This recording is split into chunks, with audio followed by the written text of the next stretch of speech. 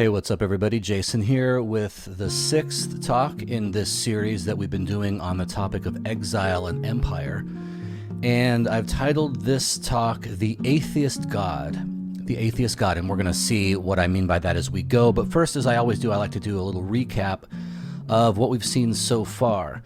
You'll remember last week we looked at the topic of the Deus ex machina, the God from the machine. And we engaged a bit with Dietrich Bonhoeffer, the Lutheran mid-20th century theologian who was put to death by the Nazis in the 1940s. And he, in his letters and papers from prison, was arguing that the God of traditional theism, the God that we've been believing in this whole time, has been a Deus ex machina, an idol, a God of the gaps, a convenient plot device to roll out when we can't explain things, when there are gaps in our knowledge or gaps in our experience or gaps in our strength, our human abilities. That's when we trot out this God that we use to rely on as a way of explaining the as yet unexplained, right? So if the crop fails in the village, well, God is behind it because we have sinned in some way, and God is trying to get our attention, right? And Bonhoeffer was arguing that, you know, given the strides we've made in the fields of science and physics and cosmology and everything else, there are increasingly fewer and fewer gaps in our knowledge, which means that this so-called God of the gaps, this God whose existence is to fill in those gaps, is becoming increasingly irrelevant and unnecessary. And Bonhoeffer actually finishes his thoughts on this in one of his letters from June of 1944 by saying that the sooner we forget about God's existence, the better. In fact, God himself compels us. It's a matter of intellectual integrity to live in the world as though God does not exist. And you can find the talks I gave on this topic of the Deus ex machina on the Relic 2024 YouTube channel if you want to dive deeper into that. This God, Bonhoeffer says, has been an idol the whole time. Now, we also talked about what Paul has to say from Colossians chapter 2, verses 13 to 15, where Paul talks about the fact that during the crucifixion, in the death of God, as it were, not just presided over the death of his son, but indeed God put to death the entire system that Israel had been laboring under for centuries. This handwriting of requirements, speaking about the Mosaic law, Paul says, was itself nailed to the cross. God put to death that serpentine gospel. Why do I call it serpentine?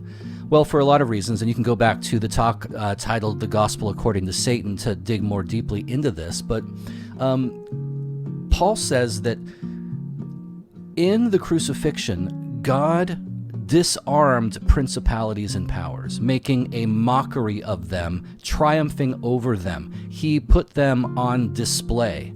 The illustration that I used was that of, and you might remember this if you're unfortunate to have been a victim of it in junior high, but pantsing. Remember pantsing? Like in PE when you're wearing your PE uniform. Do they even have PE in school anymore? Doesn't look like it, but maybe they still do. I don't know. But it's like when I was a kid, you know, you had to dress up for PE, and you had to wear your little, you know, your shirt and your elastic waistband shorts, and the joke that people would do is to go up behind somebody when they don't know you're there, and then just grab their shorts by the sides and then just pull them down, right? And so now they're exposed in their tidy whities, and everyone has a good laugh. This, I think, is an apt metaphor for the rending of the veil that we've been looking at that happened during the death of Christ on the cross, that God, during that moment, and we're going to talk more about this in a minute, we're going to hear what G.K. Chesterton has to say about it, which is fascinating, but in that moment when Christ cried out his cry of dereliction, my God, why have you forsaken me?" quoting Psalm 22, God tears the temple veil from top to bottom, exposing, in the same way that when you pant someone in junior high, you're making a public display of them, you're mocking them. God tears the veil and shows what's behind it in the Holy of Holies, that inner sanctum of the Jewish temple, despite what everyone thought concerning the fact that God, in all of his blinding, unflinching, unmitigated holiness, existed behind that veil, and to let him out, to break that quarantine that separated the sacred from the profane, would result in something akin to what we saw in Raiders of the Lost Ark, that Harrison Ford film from the 80s, where the Nazis discover the Ark of the Covenant, and in their greed for power and their lust for imperial might, they open it, and God's presence escapes, and their faces melt off their skulls, and it's just horrific, despite the fact that that's what was considered to be the result of this breach of protocol and this breaking of the quarantine, as it were. When God tears the veil, there's nothing behind it. Nothing happens. The priests just stitch it back up and go back to their business as usual, right?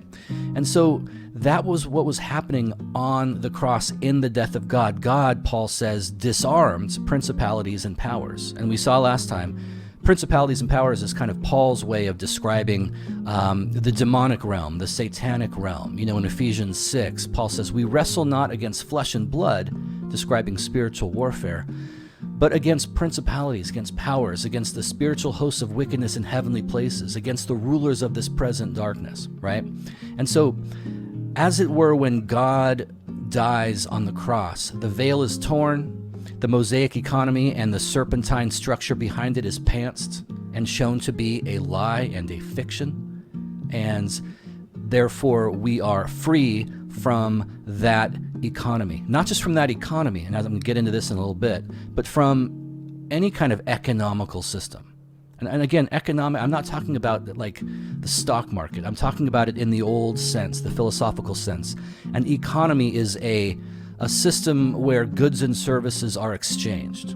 You know, quid pro quo, mutual, back scratching, that kind of thing. And I'm going to unpack this a little bit more as we go, but Paul is saying that on the cross, God not only set aside one imperial system for another one.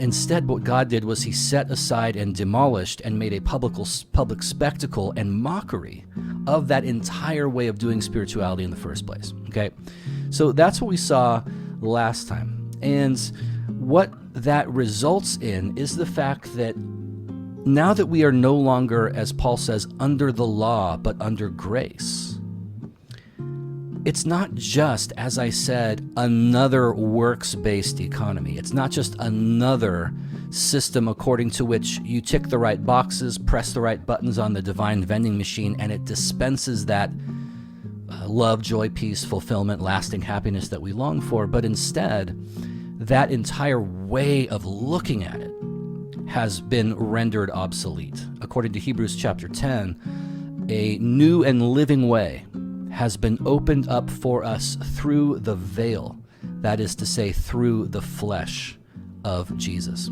okay?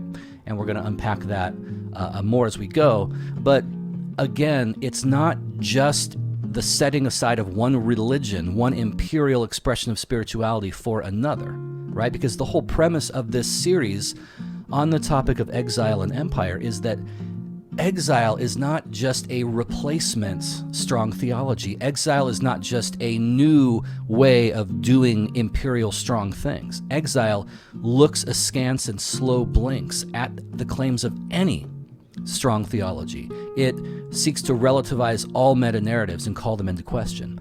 And so it's not that the message of the Christian gospel is you need to convert from this way of imperial thinking to this one. But rather, the message is that perhaps you need to convert from the need to convert at all.